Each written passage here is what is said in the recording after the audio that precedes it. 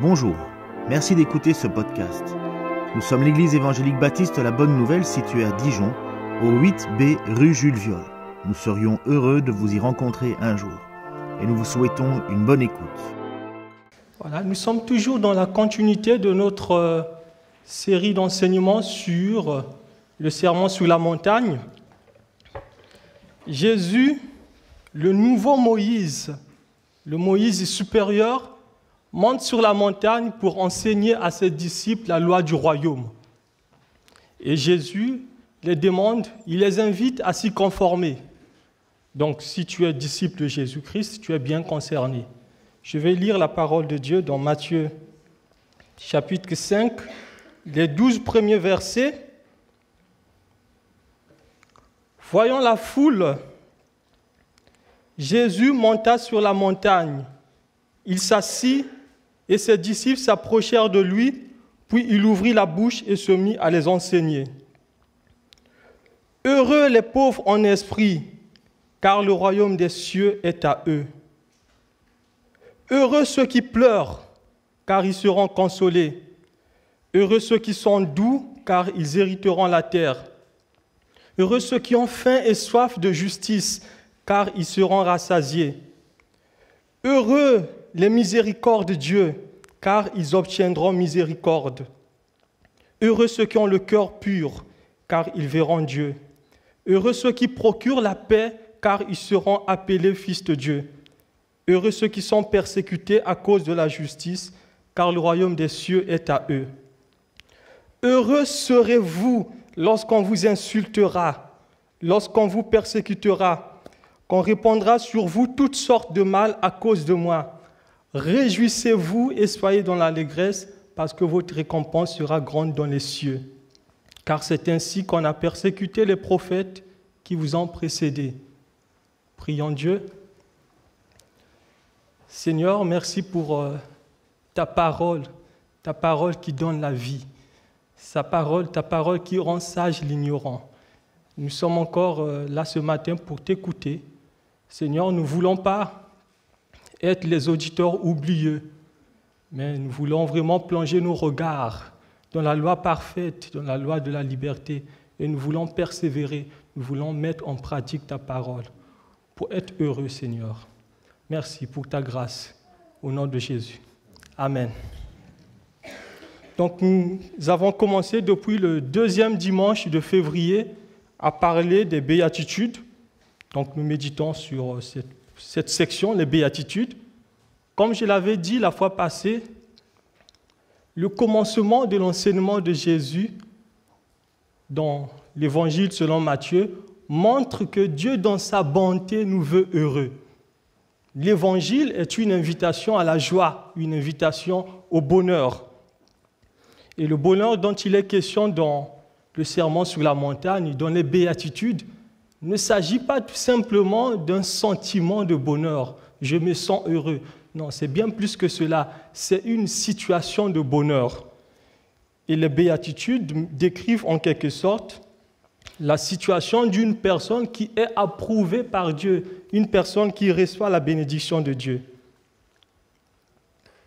Il est important que vous sachiez que le bonheur dont il est question dans cet enseignement ne se trouve qu'en Jésus-Christ. Ce bonheur ne se trouve qu'en Jésus-Christ. C'est parce que Jésus-Christ est venu dans le monde, c'est parce que le royaume de Dieu s'est approché de nous en la personne de Jésus-Christ que nous pouvons s'estimer heureux. Heureux, heureux les héritiers du royaume. Le royaume des cieux est à eux. Lorsque notre Seigneur Jésus a commencé son enseignement dans son ministère dans l'Évangile selon Luc, dans Luc, le chapitre 4, les versets 18 à 19, il va lire le livre du prophète Ésaïe. Il va lire Ésaïe 61, 1 à 2, dans le temple, qui dit « L'Esprit du Seigneur est sur moi, parce qu'il m'a oint pour annoncer la bonne nouvelle aux pauvres. Il m'a envoyé pour guérir ceux qui ont le cœur brisé, pour proclamer aux captifs la délivrance, aux aveugles le recouvrement de la vue, pour renvoyer libre l'opprimé, pour publier une année de grâce du Seigneur. Lorsque Jésus eut achevé de lire ce livre, il va fermer le livre et il va dire « Aujourd'hui même, cette parole de l'Écriture est accomplie ». Jésus est celui qui est venu accomplir les prophètes, la prophétie. Il est venu accomplir la prophétie de l'Ancienne Alliance. Dans cette étude du Sermon sur la montagne, comme je l'ai dit, vous devez savoir que les béatitudes n'ont de sens que dans la foi en Jésus-Christ. Le bonheur dont nous parle Jésus, ce n'est pas quelque chose que nous méritons, ce n'est pas le fruit d'une œuvre humaine, ce n'est pas quelque chose que je vais faire ceci pour devenir heureux, mais c'est quelque chose que Dieu nous donne. C'est le don de Dieu. C'est parce que Jésus est venu guérir la maladie incurable que nous avons, le péché, que les pauvres en esprit, ceux qui reconnaissent qu'ils ne peuvent pas gagner le ciel par leurs propres efforts, par mérite, ceux qui reconnaissent qu'ils ont besoin de Dieu, c'est les pauvres en esprit. Ils sont estimés heureux, ils sont heureux. Ceux qui reconnaissent leurs péchés et qui placent leur confiance en Jésus. Jésus est venu pour cela. C'est parce que Jésus est venu guérir ceux qui ont le cœur brisé, apporter la consolation à ceux qui pleurent, comme cette femme de mauvaise vie que nous avons vue la fois passée, cette femme de mauvaise vie qui ne supportait plus sa situation, de se savoir séparée de Dieu. Elle vient à Jésus, elle vient au pied du Seigneur, elle pleure. Et Jésus l'a dit, tes péchés sont pardonnés. Ceux-là sont consolés par le Seigneur, ceux qui pleurent sur leurs péchés. En dehors de Jésus, ce bonheur n'est pas réel. C'est parce que Jésus nous le donne, c'est parce que Jésus est venu. C'est parce que Jésus est venu que ceux qui pleurent, les pauvres en esprit, les doux, les artisans de la paix sont heureux. Donc ça, c'est ce que on a étudié la fois passée, les 2 premières béatitudes. Nous allons poursuivre avec les autres béatitudes. Jésus dit dans la 3e béatitude, « Heureux ceux qui sont doux, car ils hériteront la terre. » Là encore, ça nous paraît surprenant. Jésus prend le contre-pied des idées du monde. Dans notre société, les doux ne font pas le poids dans la société. Dans notre société, les doux paraissent si souvent écrasés par les puissants, par les violents. Ils paraissent si souvent écrasés par les méchants. Mais Jésus dit dans la béatitude, dans cette 3e béatitude, « Heureux les doux, heureux ceux qui sont humbles, ils hériteront la terre. » Beaucoup de gens pensent que la douceur est une faiblesse. Pour être doux comme Jésus nous le demande dans sa parole, dans le Sermon sur la montagne, il faut être vraiment fort.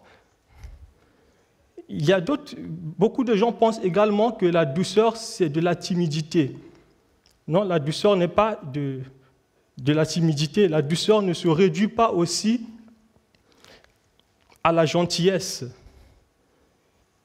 Il s'avère qu'il y a certaines personnes qui sont naturellement gentilles, naturellement simplets. Il s'avère, mais il y a aussi certains animaux comme certains chiens et chats qui sont gentils, qu'on peut même caresser. Que moi j'évite de caresser. La douceur dont Jésus nous parle est plus profonde que cela. Donald Carson, l'un des enseignants, théologiens, professeurs du Nouveau Testament, il dit « La douceur est un désir contrôlé de voir les intérêts des autres passer avant les siens. » Il est dit dans l'Écriture, dans l'Ancien Testament, dans Nombre 12, que Moïse était doux. Moïse était l'homme le plus doux et le plus humble qui n'ait jamais été, qui n'ait jamais vécu. Mais Moïse n'était pas un faible. Moïse il était doux, il était humble, mais il n'était pas faible. Comment Moïse a-t-il manifesté sa douceur? Il a manifesté cela par sa relation avec son Dieu, mais aussi avec les enfants d'Israël. Le peuple d'Israël qui était le peuple au cou raide. Moïse était accusé, mais il ne se défendait pas. Il contrôlait son engagement envers Dieu. Il avait un engagement contrôlé envers Dieu. Il était pourtant attaqué par les autres, parfois injustement. Mais il se contrôlait. Donc il a manifesté sa douceur déjà par le respect de son prochain et aussi par la maîtrise de soi. Donc le doux est celui qui respecte son prochain. Il est celui qui ne marche pas sous les pieds des autres. Je sais qu'il est parfois très difficile de manifester la douceur quand on a raison. C'est très difficile. C'est moi qui ai raison. C'est plus fort que ça parfois de manifester la douceur quand on a raison. Mais Jésus nous invite, il nous appelle à la douceur. Il nous appelle à respecter notre prochain. Nous pouvons aussi être tentés quand nous avons le pouvoir d'écraser les autres. Nous pouvons être tentés quand nous avons l'occasion de marcher sous les pieds des autres. Mais dans le sermon sur la montagne, Jésus nous appelle à répondre par la douceur. Il nous invite à la douceur. Il dit « Heureux les doux, heureux ceux qui sont humbles ». Jésus est le modèle de douceur par excellence. Comment Jésus a-t-il manifesté sa douceur? L'apôtre Pierre, il nous dit dans 1 Pierre 2, le verset 22 à 23, « Jésus qui n'a point commis de péché et dans la bouche duquel il ne s'est point trouvé de fraude. Jésus, lui qui injuriait, ne rendait point d'injures, maltraité, ne faisait point de menaces, mais se remettait à celui qui juge justement. » Quand nous sommes en voiture, quand nous roulons en route, quand nous sommes dans le train ou nous sommes à vélo et que quelqu'un nous insulte ou quelqu'un marche sur nous, là aussi nous avons à imiter la douceur de Jésus. La douceur de Jésus, lui qui ne rendait pas le mal pour le mal, ni insulte pour insulte. La Bible nous dit dans Romains 12, le verset 17, « Ne rendez à personne le mal pour le mal. Recherchez ce qui est bien devant tous. S'il est possible, autant que cela dépend de vous, soyez en paix avec tous les hommes.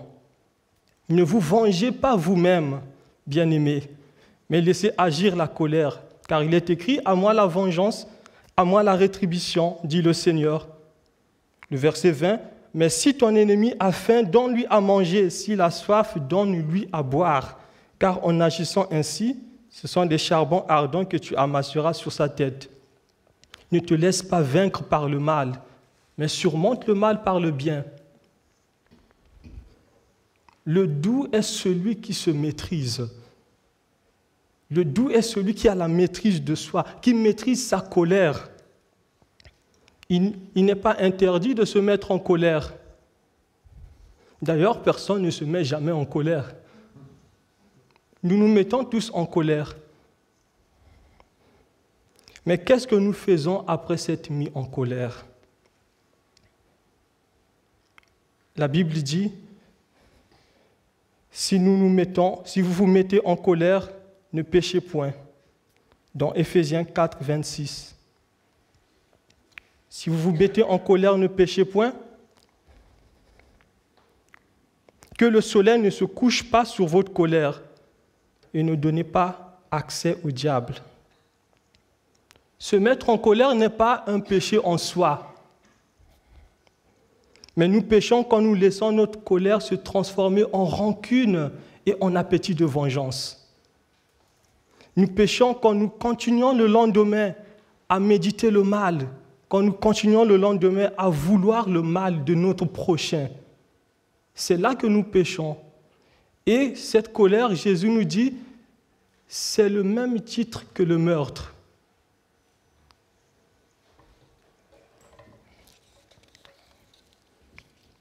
Jésus, le nouveau Moïse, est ce modèle de douceur. Il dit, venez à moi, vous tous qui êtes fatigués et chargés, et je vous donnerai du repos. Il le dit dans Matthieu 11, 28 à 30. Venez à moi, vous tous qui êtes fatigués et chargés, et je vous donnerai du repos. Prenez mon joug sur vous et recevez mes instructions, car je suis doux et humble de cœur, et vous trouverez du repos pour vos âmes, car mon joug est doux et mon fardeau léger. Venir à Jésus, c'est connaître cette vraie douceur de celui qui n'écrase pas son prochain, cette douceur de celui qui ne marche pas sous les pieds des autres. La sévérité du jugement est le fait de chercher coûte que coûte à condamner son prochain, à condamner son frère ou sa sœur. Ça, ce n'est pas de la douceur. Les pharisiens étaient connus pour cela. Un jour, les pharisiens vont venir à Jésus, vont apporter à Jésus une femme prise en flagrant délit d'adultère pour la lapider. Et Jésus va regarder, va dire que celui qui n'a jamais commis de péché jette la première pierre. Ils vont tous partir. Et Jésus va dire à cette femme adultère, cette femme qui est pécheresse, va et ne pêche plus. La douceur de Jésus, ce n'est pas fermer les yeux sur le péché, mais de croire que la grâce de Dieu est plus forte que le péché. Jésus connaît nos faiblesses. Jésus ne nous rejette pas à cause de nos faiblesses. Mais au contraire, Jésus nous accepte. Jésus nous pardonne. Jésus nous accueille avec douceur. Jésus dit, « Heureux les doux, ils hériteront la terre. » Ça peut paraître dur à croire, les doux hériter la terre. C'est vraiment le contre-pied de notre société. C'est le monde à l'envers. Mais Jésus dit, « Heureux les doux, ils hériteront la terre. » Le psaume 37, 11 dit, « Les humbles posséderont le pays et feront leurs délices d'une paix profonde. » Luther pouvait dire que le monde emploie la force pour posséder la terre. Jésus nous apprend qu'on la gagne par la douceur. Heureux les doux, heureux ceux qui sont humbles. Ils hériteront la terre. Ils hériteront le royaume messianique qui prendra toute sa dimension de la nouvelle terre, où la justice habitera. Comme nous le dit l'apôtre Pierre, nous attendons selon sa promesse dans 2 Pierre 3, 13, nous attendons selon sa promesse de nouveaux cieux et la nouvelle terre où la justice habitera. Nous ne perdons pas courage. Nous continuons à croire parce que celui qui a fait cette promesse est fidèle. C'est le Dieu fidèle, c'est le Dieu de toute éternité. Il a dit, heureux les doux, ils hériteront la terre, ils posséderont la terre. Jésus dit dans la 4e béatitude,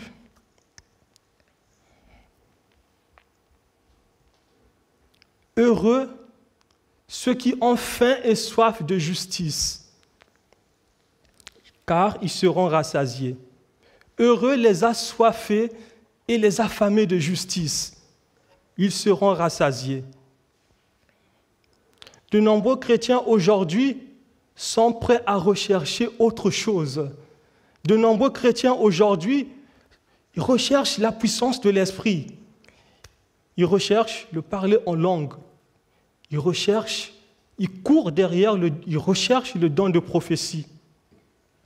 D'autres chrétiens courent d'un prédicateur à un autre, d'une église à une autre. D'autres chrétiens recherchent de sensations, une spiritualité. Ils cherchent des expériences spirituelles. Mais combien de chrétiens aujourd'hui recherchent la justice? Il ne s'agit pas là de dire que les autres choses ne sont pas importantes, ne sont pas souhaitables. mais les autres choses ne sont pas si fondamentales que la justice. Les autres choses ne sont pas si fondamentales que la faim et la soif de la justice.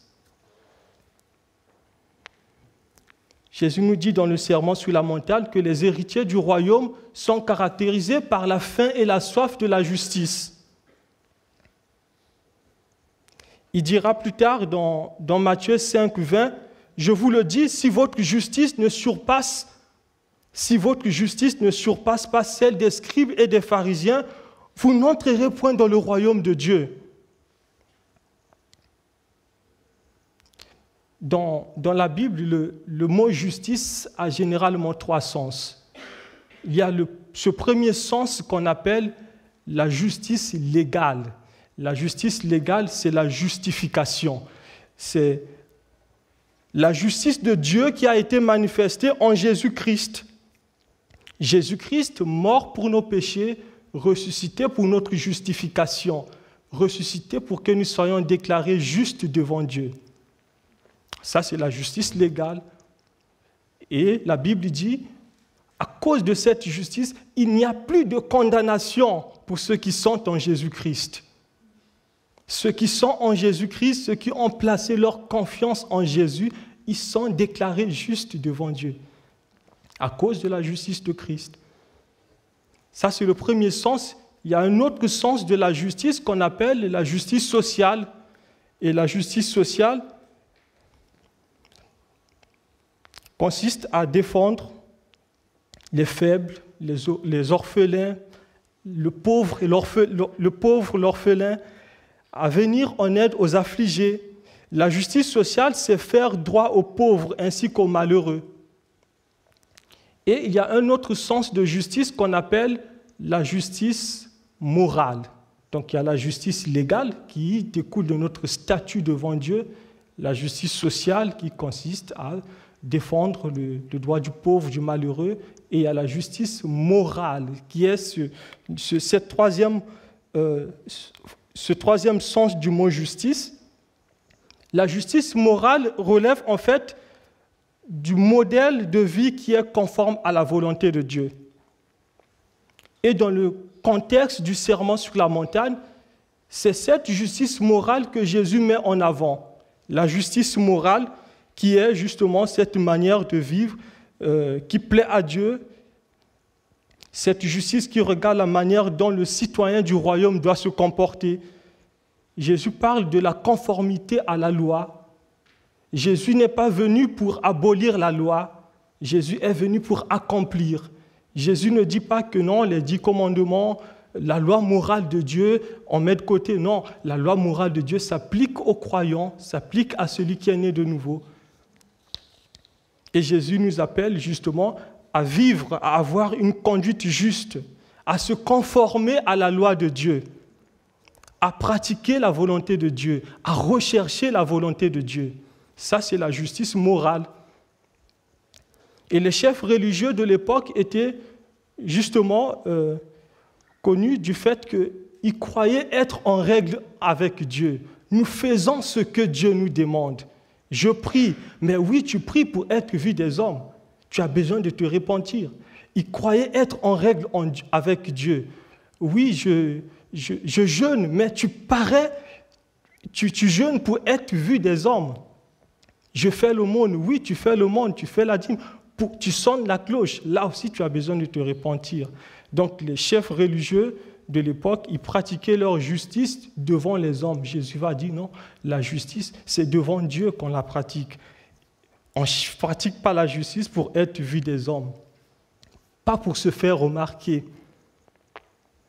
Alors, c'est quoi avoir faim et soif de justice? Avoir faim et soif de justice, c'est déjà de ne pas se résigner à l'absence de justice. La personne qui a faim et soif de justice, il a faim et soif de se conformer à la volonté de Dieu.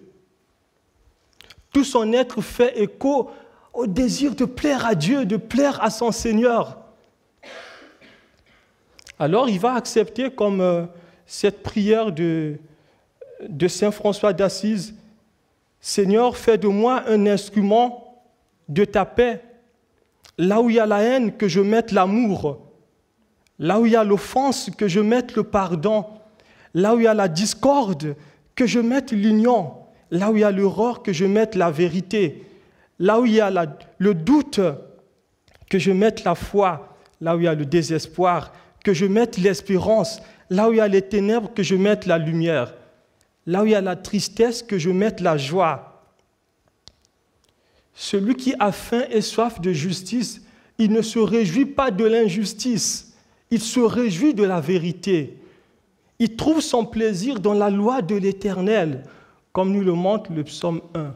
Et il médite cette loi jour et nuit pour obéir à son Dieu, pour plaire à son Seigneur.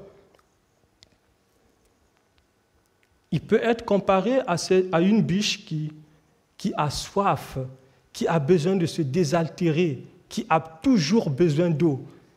Comme le dit le psaume 42, le verset 2, « Comme une biche qui soupire après des courants d'eau, ainsi mon âme soupire après toi, ô mon Dieu. » Heureux ceux qui ont faim et soif de justice. La Bible dit dans Ésaïe 55, le verset 1, « Vous tous qui avez soif, venez aux eaux.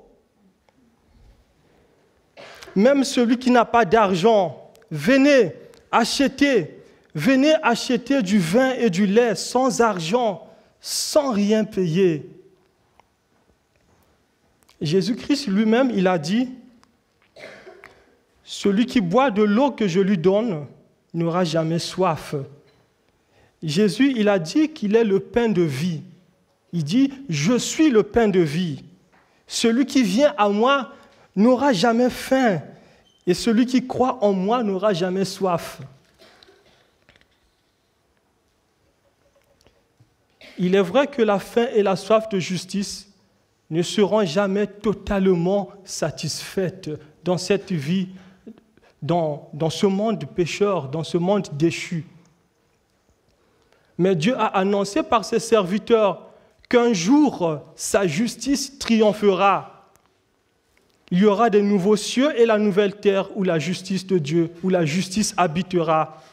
Dieu répondra aux désirs de nos cœurs. Les assoiffés et les affamés de justice seront ainsi rassasiés, dit le Seigneur.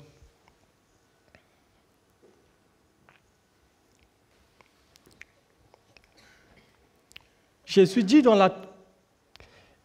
dans l'autre béatitude, la 5e béatitude, « Heureux les miséricordes de Dieu, car ils obtiendront miséricorde. Heureux ceux qui témoignent de la bonté. Dieu sera bon envers eux. » Dans le Nouveau Testament, le mot miséricorde, le mot miséricorde renvoie tout d'abord à la compassion. La compassion à l'égard de celui ou celle qui est dans le besoin. Le miséricorde de Dieu est celui qui se soucie du malheureux, celui qui se soucie de la misère des autres. Le miséricorde de Dieu ne condamne pas son frère ou sa sœur qui est dans la misère.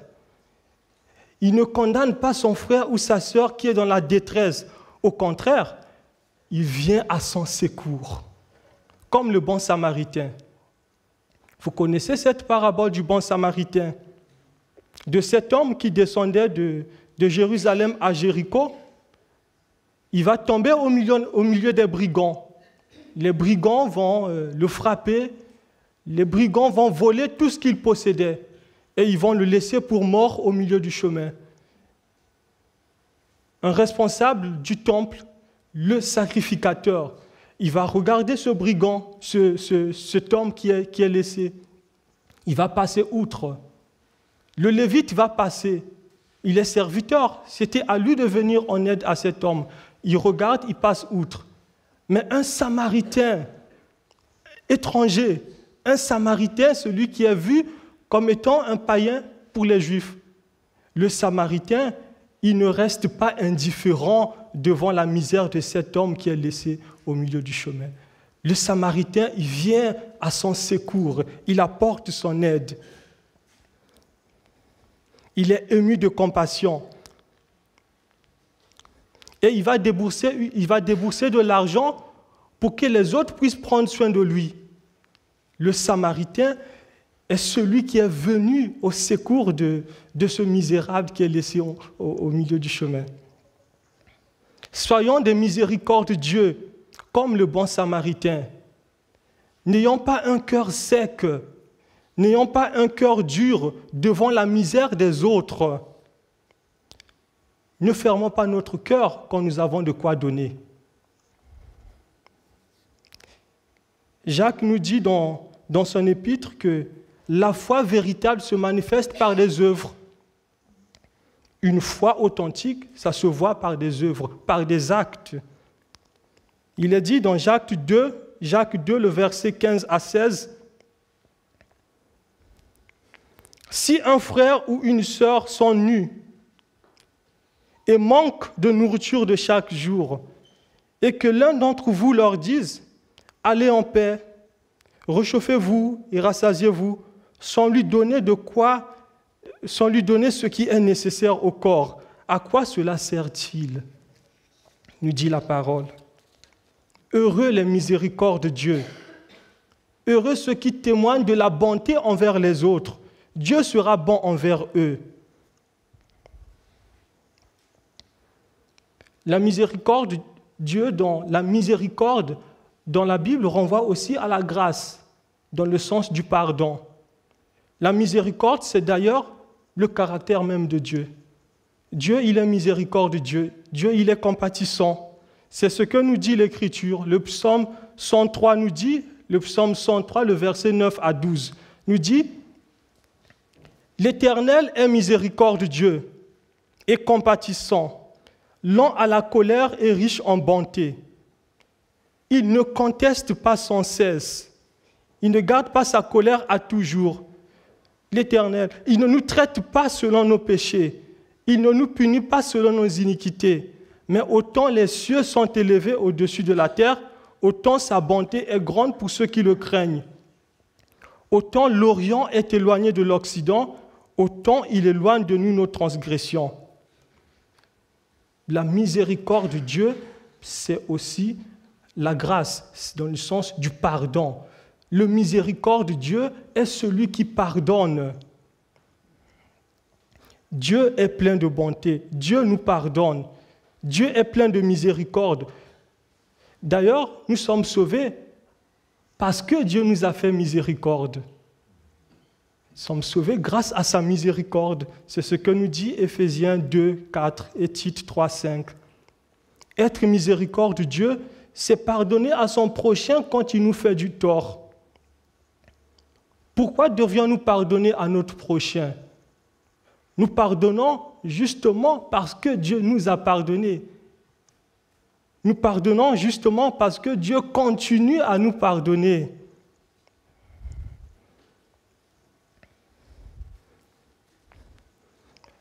Dieu, il prend plaisir à nous pardonner. Dieu ne se lasse pas de nous pardonner. Dieu nous aime, nous pécheurs. Dieu nous supporte. Dieu éloigne de nous nos transgressions. Comme dans le texte que nous avons vu, Dieu a éloigné de nous nos transgressions. Les péchés passés que nous avons confessés, Dieu les a oubliés. Il a éloigné cela. Alors, combien de fois devrions-nous pardonner à notre prochain? Serait-ce 7 fois? Qu'est-ce que le Seigneur Jésus va dire à Pierre? Pierre, ce n'est pas 7 fois que tu dois pardonner. Non, c'est 70 fois 7 fois. Pierre, tu ne te lasseras pas de pardonner. Pierre, tu pardonneras inlassablement. Celui qui refuse de pardonner à son prochain est un serviteur impitoyable. Il est impitoyable. Vous connaissez cette parabole du serviteur impitoyable? C'était un serviteur qui devait 60 millions de pièces d'argent à son roi, à son maître. Et ce roi va justement lui demander de rembourser. Ce serviteur n'avait pas de quoi payer. Il va supplier le roi, s'il te plaît, donne-moi un délai supplémentaire et je te rembourserai. Ce roi fut ému de compassion, il eut pitié de ce serviteur et il le laissa partir libre, il lui remit sa dette. À peine ce serviteur sorti, il rencontra un de ses compagnons qui lui devait juste 30 petites pièces d'argent, alors que lui, on l'a remis une dette de 60 millions de pièces. Son compagnon lui devait juste 30 pièces d'argent. Et il le saisit à la gorge en criant « Paye-moi ce que tu me dois !» Son compagnon, ce serviteur va prendre son compagnon, le jeter en prison jusqu'à ce qu'il paye tout ce qu'il lui devait. Les autres serviteurs vont voir l'attitude de ce serviteur. Il va dire, mais comment ça? On t'a remis la dette et toi, tu prends l'autre par la gorge. Ils vont aller le dire au roi, au maître. Et le maître fut profondément irrité. Il va dire à ce serviteur impitoyable, méchant serviteur, je t'avais remis ta dette en entier parce que tu m'en as supplié. Ne devrais-tu pas avoir pitié de ton compagnon comme j'ai eu pitié de toi? Et ce maître irrité le livra au bourreau jusqu'à ce qu'il y payait tout ce qu'il devait. Et le Seigneur Jésus, il dit justement, il raconte d'abord cette parabole pour montrer à Pierre qu'il ne se lassera pas de pardonner. Et il dit à la fin de cette parabole, c'est ainsi que mon Père céleste vous traitera si chacun de vous ne pardonne à son frère de tout son cœur.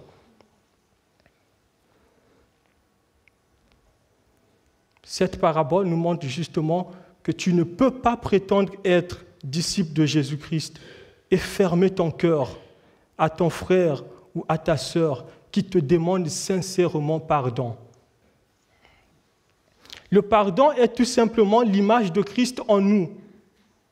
L'œuvre de Dieu s'accomplit en nous, pas seulement lorsque Dieu nous pardonne, l'œuvre de Dieu s'accomplit en nous aussi quand nous pardonnons à notre prochain, quand nous pardonnons à ceux qui nous offensent.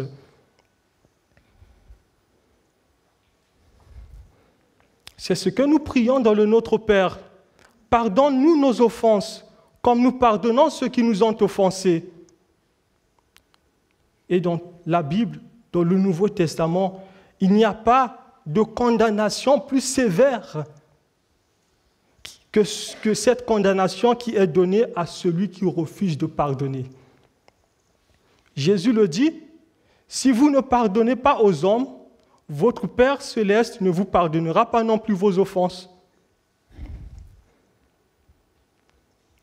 Nous pardonnons parce que Dieu nous a pardonnés. Nous pardonnons parce que Dieu continue à nous pardonner. Celui qui refuse de pardonner est un malheureux. Heureux les miséricordes de Dieu. Heureux ceux qui pardonnent.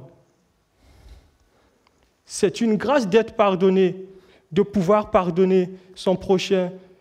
C'est une grâce de se pardonner mutuellement, comme nous dans l'Église. C'est une grâce si moi je suis sûr que mon frère pourra me pardonner. C'est une grâce, c'est la joie, c'est le bonheur.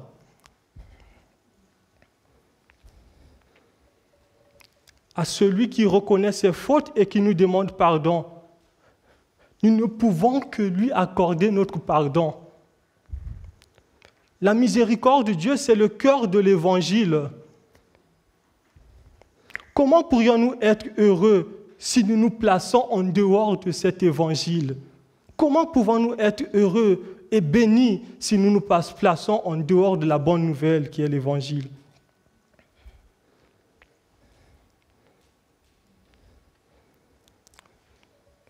Que Dieu nous aide vraiment à vivre sa parole, à vivre son Évangile. Que Dieu nous aide à être doux, comme nous l'avons vu, Que Dieu nous aide vraiment à être des affamés et des assoiffés de justice, comme nous l'avons vu également, que Dieu nous aide à être miséricordieux, à aimer, à manifester de la bonté envers notre frère ou notre sœur, mais aussi à accorder le pardon à celui qui nous le demande. Que Dieu vous bénisse.